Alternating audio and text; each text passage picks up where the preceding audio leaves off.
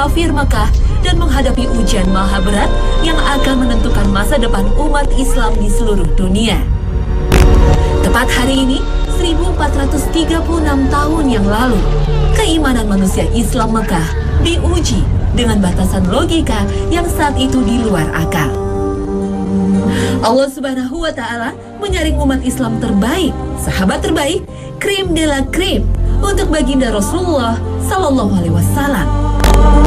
Tepat di tanggal ini 27 Rajab, seorang anak Adam dipanggil pemilik alam semesta Allah Subhanahu wa Ta'ala, bukan untuk kepentingan dirinya, tapi untuk kepentingan seluruh umat Islam di dunia tak berbatas zaman hingga hari akhir.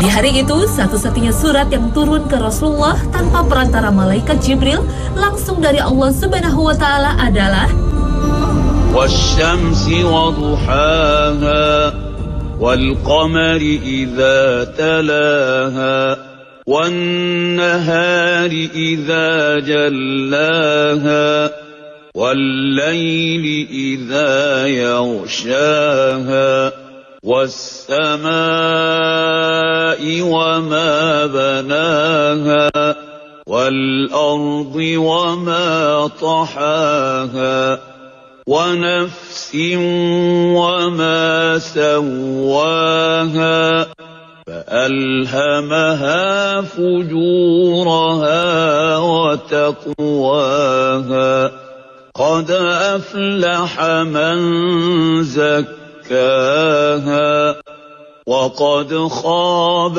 من دساها كذبت ثمود بطغواها إذ انبعث أشقاها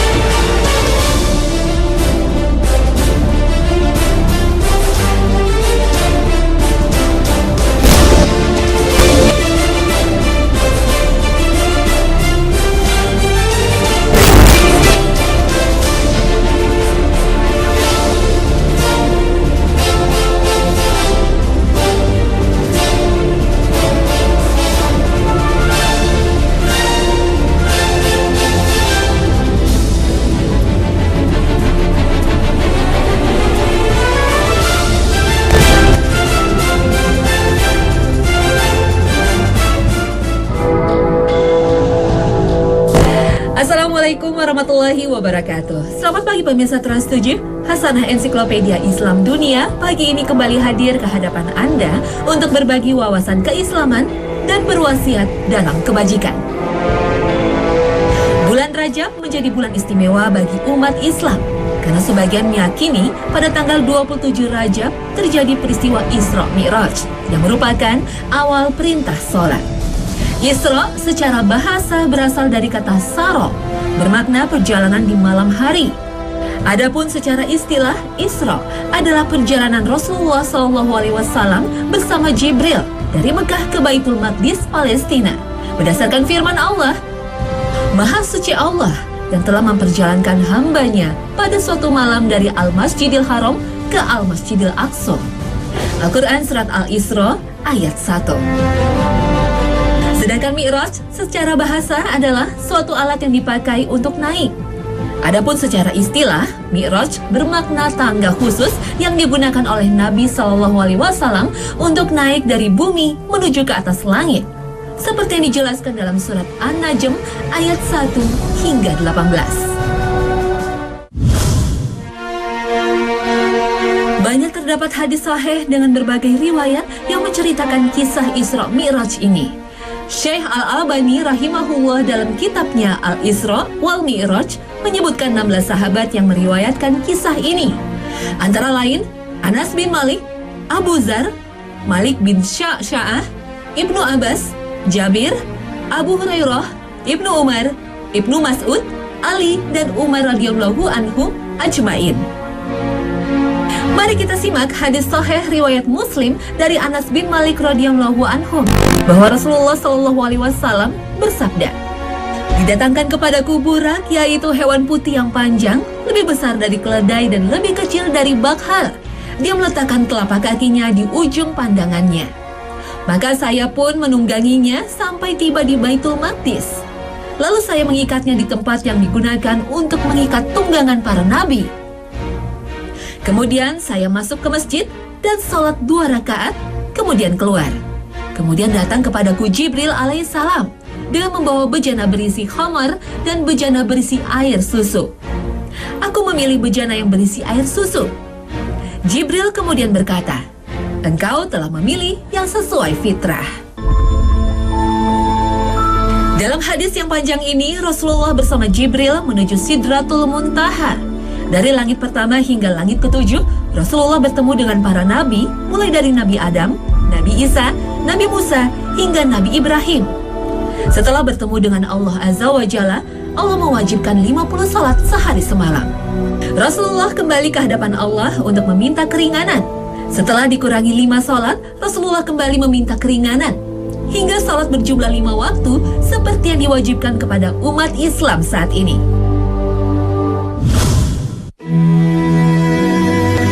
Sebagian umat Islam meyakini bahwa peristiwa ini terjadi pada tanggal 27 Rajab. Padahal para ulama ahli sejarah berbeda pendapat tentang tanggal kejadian kisah ini. Imam Nawawi dan Imam Qurtubi berpendapat peristiwa Isra Mi'raj terjadi 5 tahun setelah diutus sebagai Rasul. Sementara ulama yang berpendapat peristiwa ini terjadi pada malam tanggal 27 bulan Rajab tahun ke-10 kenabian adalah pendapat Al-Alamah Al-Mansyurfuri rahimahullah. Sebagian ulama ada yang berpendapat Isra Mi'raj terjadi 6 bulan sebelum hijrah atau pada bulan Muharram tahun ke-13 setelah kenabian. Ada juga yang berpendapat terjadi setahun 2 bulan sebelum hijrah, tepatnya pada bulan Muharram tahun ke-13 setelah kenabian. Dan ulama lain berpendapat setahun sebelum hijrah atau pada bulan Rabiul Awal tahun ke-13 setelah kenabian. Menurut Syekh Syafiur Rahman Al-Mubarakfuri Hafizahullah, pendapat yang menyatakan bahwa Isra Mi'raj terjadi pada awal dan pertengahan kenabian tertolak, karena pada saat Khadijah radhiyallahu anha wafat pada tahun ke-10 setelah kenabian, belum ada perintah salat 5 waktu. Karena itu, pendapat yang menyatakan peristiwa Isra Mi'raj terjadi pada masa akhir sebelum hijrah dianggap lebih kuat, tapi tidak diketahui mana yang paling kuat. Dari pendapat para ulama ini, bisa disimpulkan Isra dan Mi'raj tidak diketahui secara pasti pada kapan waktu terjadinya. Ini menunjukkan bahwa mengetahui kapan waktu terjadinya Isra Mi'raj bukanlah suatu hal yang penting. Wallahu a'lam. Dalam hadis riwayat Bukhari Muslim diceritakan, kemudian aku diberikan seekor binatang yang bukan begal, tapi melebihi keledai putih. Ibnu Hajar dalam kitab Fathul Bari berpendapat yang dimaksud hadis itu binatang tunggangan supaya Rasulullah menaikinya dalam keadaan nyaman. Dalam hadis lain riwayat Tirmizi dari Hudzaifah bin Al-Yaman, Rasulullah telah diberikan seekor binatang yang punggungnya panjang dan langkahnya sepanjang mata memandang. Mereka berdua, Rasulullah dan Malaikat Jibril, tidaklah terpisahkan di atas punggung burung sehingga mereka menyaksikan surga dan neraka. Apa sesungguhnya buruk itu? Kita cukup mendasarkan pada hadis-hadis sahih yang tidak mendeskripsikan secara detail yang dimaksud dengan buruk. Kita cukup mengimani kebenaran peristiwa itu. Buruk adalah istilah yang dipakai Al-Quran dengan makna kilat. Jika kita menggunakan nalar sains modern, maka jika buruk diartikan sebagai binatang bersayap, maka kita menganggapnya aneh, karena binatang bersayap hanya berfungsi dalam lingkungan atmosfer planet. Padahal perjalanan Isra Mi'raj menembus luar angkasa yang hampa udara tidak lagi dibutuhkan sayap untuk terbang. Apalagi sebelum menembus keluar atmosfer bumi, tubuh Nabi dan binatang buruk akan bergesekan hingga hancur terbakar. Jika kita mengartikan buruk sebagai cahaya, maka menurut para astronom, untuk mencapai jarak terjauh galaksi dibutuhkan 20 bilion tahun cahaya. Kecepatan cahaya merupakan kecepatan tertinggi yang diketahui oleh manusia saat ini. Para ilmuwan sudah menemukan kecepatan kilat atau cahaya bergerak sejauh 186.000 mil atau 300 km per detik.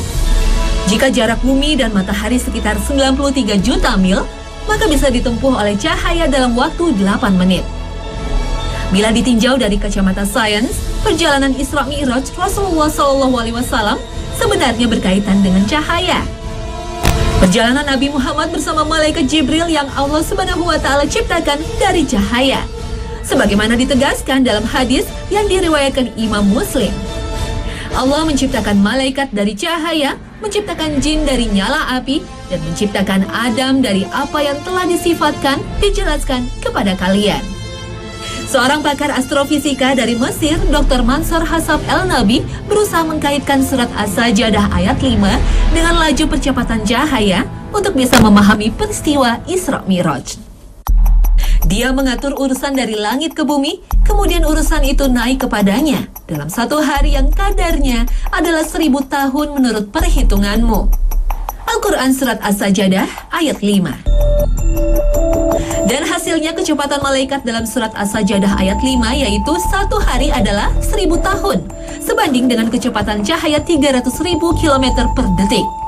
Jadi perjalanan Isra dan Mi'raj Nabi Muhammad SAW dari Masjidil Haram di Mekah ke Masjidil Aqsa di Palestina, kemudian naik ke Sidratul Muntaha di langit ketujuh, hanya dalam satu malam bersama malaikat Jibril, bisa jadi melesat dengan kecepatan cahaya. Wallahu a'lam bishawab. Tapi di manakah Sidratul Muntaha yang menjadi tujuan Mi'raj Rasulullah? Allah Ta'ala berfirman, dan sesungguhnya dia Nabi Muhammad SAW telah melihat Jibril itu dalam rupanya yang asli pada waktu yang lain di Sidratul Muntaha. Di dekat Sidratul Muntaha ada surga tempat tinggal. Dia melihat Jibril ketika Sidratul Muntaha diliputi oleh suatu selubung. Penglihatannya tidak berpaling dari yang dilihatnya itu dan tidak pula melampauinya. Sesungguhnya dia telah melihat sebagian tanda-tanda kekuasaan Tuhannya yang paling besar. Al-Quran Surat An-Najm ayat 13 hingga 18. Perjalanan Isra Mi'raj bukanlah perjalanan biasa. Mana mungkin Rasulullah bisa menempuh perjalanan dari Masjidil Haram ke Masjidil Aqsa yang dilanjutkan ke Sidratul Muntaha hanya ditempuh sekitar 8 jam bolak-balik lagi. Jika kita menggunakan rujukan sains modern, tubuh Rasulullah akan hancur, jangankan perjalanan ke angkasa luar. Perjalanan ke Masjidil Aqsa saja yang berjarak 1.500 km, tubuh Rasulullah akan terkoyak-koyak. Kita coba bayangkan perjalanan Isra Mi'raj dengan mengacu pada surat Al-Ma'arij ayat 4. Para malaikat dan Jibril naik menghadap kepada Tuhan dalam sehari setara dengan 50.000 tahun. Menurut Agus Purwanto DSC, seorang pakar fisikoteori, dalam bukunya Nalar Ayat-Ayat Semesta, jika ayat ini dijadikan rujukan kecepatan Mi'raj Rasulullah, maka kecepatan malaikat diketahui 18.262.500 kali kecepatan manusia. Jika Isra Mi'raj berlangsung selama 8 jam, maka kecepatan malaikat 91.312.500 km per jam. Jika kita hitung dari bumi, maka perjalanan Rasulullah bersama Jibril hanya baru melewati Mars dan setengah perjalanannya menuju Jupiter. Padahal bintang terdekat saja, Alpha Centauri, berjarak 4 tahun cahaya atau 9,5 triliun kilometer. Untuk bisa memahami peristiwa Isra Mi'raj, mari kita simak firman Allah Ta'ala dalam surat Al-Isra ayat 1. Subhanalladzi asra bi'abdihi laylan minal masjidil haram ilal masjidil aqsa alladzi barakna hawlahu linuriyahu min ayatina. Innahu huwas sami'ul basir. Jika kita pahami ayat ini, Allah Ta'ala yang memperjalankan, memindahkan Rasulullah dari satu tempat ke tempat lain. Allah menggunakan kata abdihi, hambanya yang terpilih. Kata ini merujuk pada jiwa dan raga, rohani dan jasmani. Dalam ayat ini juga, Allah juga menggunakan kata la ilah, yang merupakan penggalan waktu dalam sehari. 3 kata kunci inilah yang mempresentasikan dimensi ruang dan waktu serta objek materi imateri. Karena itulah, menurut Agus Purwanto, Isra Mi'raj tidak dapat dipahami sebagai perjalanan dalam ruang dan waktu dengan pemahaman 4 dimensi kita. Harus ada dimensi lain di luar dimensi yang kita kenal.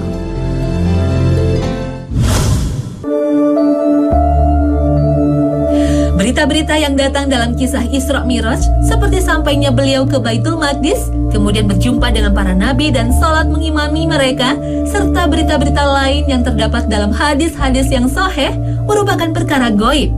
Sikap Ahlus Sunnah wal Jamaah terhadap kisah-kisah Isra Mi'raj wajib menerima dan mengimani tentang kebenaran berita itu, tidak menolak atau mengubah berita tersebut sesuai dengan kenyataannya.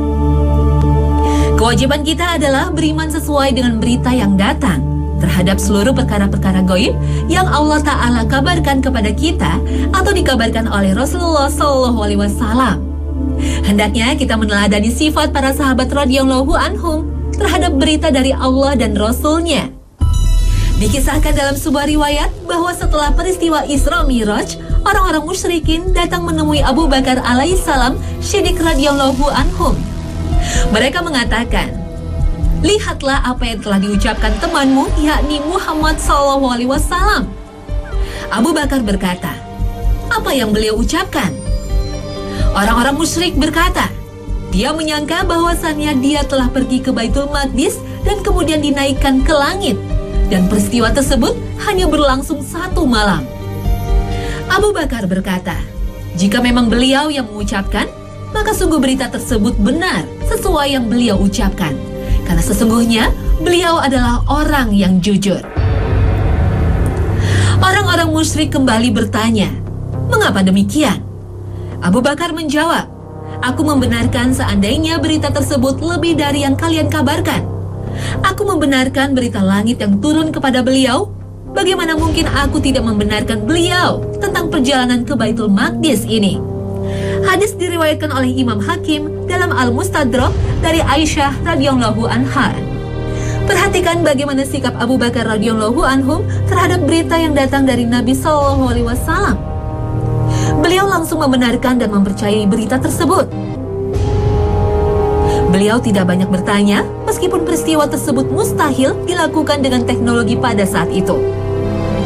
Demikianlah seharusnya sikap seorang muslim terhadap setiap berita yang sahih dari Allah dan Rasul-Nya.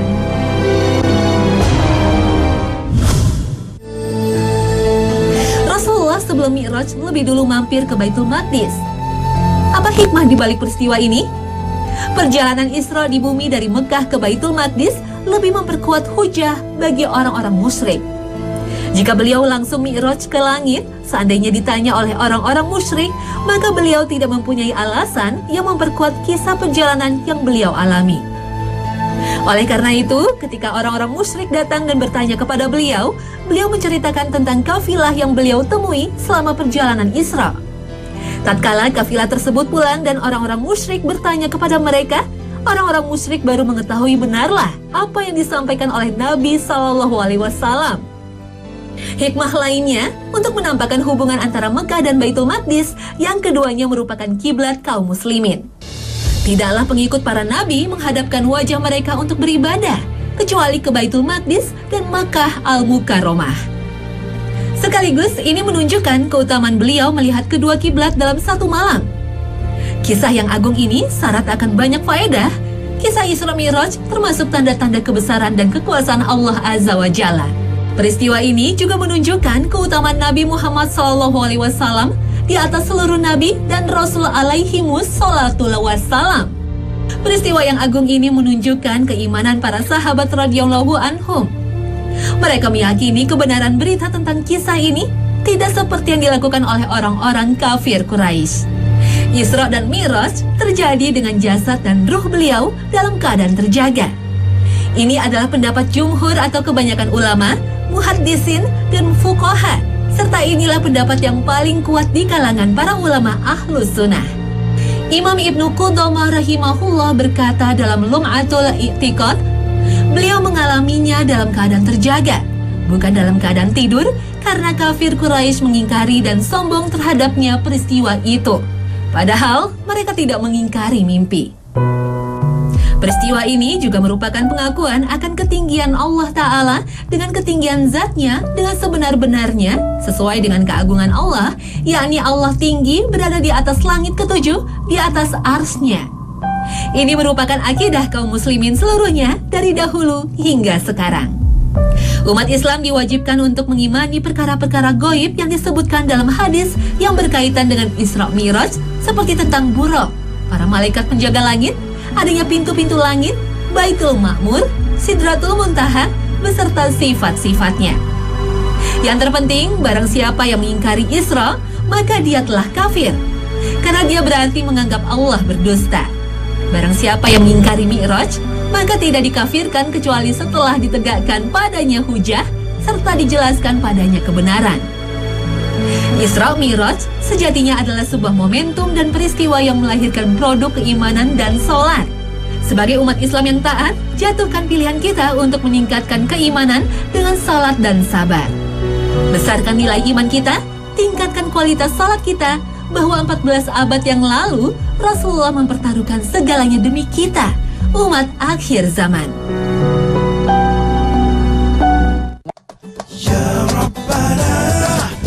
Nah pemirsa, inilah peristiwa agung yang menjadi awal perintah salat yang diwajibkan pada umat Islam. Isra Mi'raj bukanlah peristiwa biasa yang mudah dipahami oleh nalar manusia. Peristiwa ini merupakan bukti kekuasaan Allah Azza wa Jalla bagi orang-orang beriman. Terima kasih atas perhatian Anda, dan wassalamualaikum warahmatullahi wabarakatuh.